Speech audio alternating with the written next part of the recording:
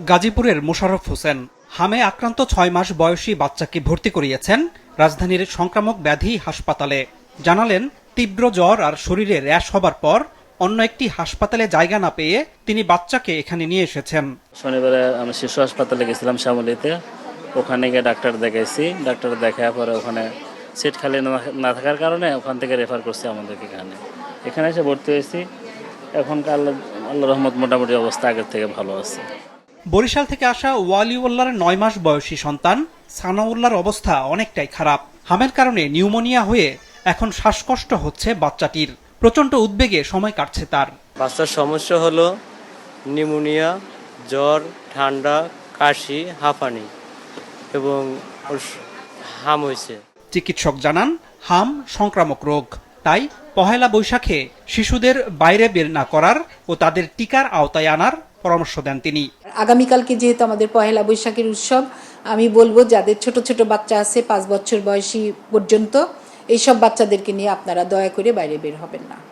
৯ মাসে আর ১৫ মাসে আমাদের ২টা ভ্যাকসিন নেওয়া হতো। এখন যেই বাচ্চাগুলো আক্রান্ত হয়েছে তাদের স্টাডি করে দেখা গেছে ৬ মাসের নিচে বেশি।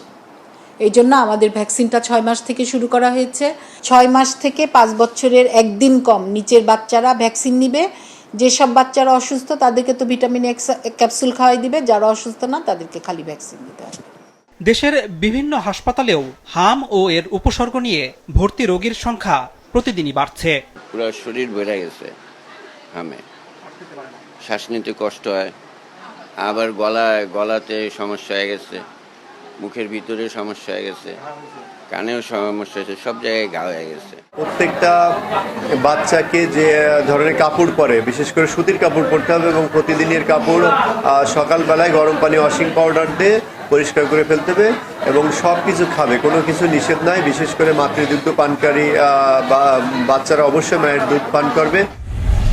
স্বাস্থ্য অধিদপ্তর জানিয়েছে, গেল ২৪ ঘন্টায় হাম ও এর উপসর্গ নিয়ে হাসপাতালে রোগী ভর্তি হয়েছে ১,৪৫৩ জন।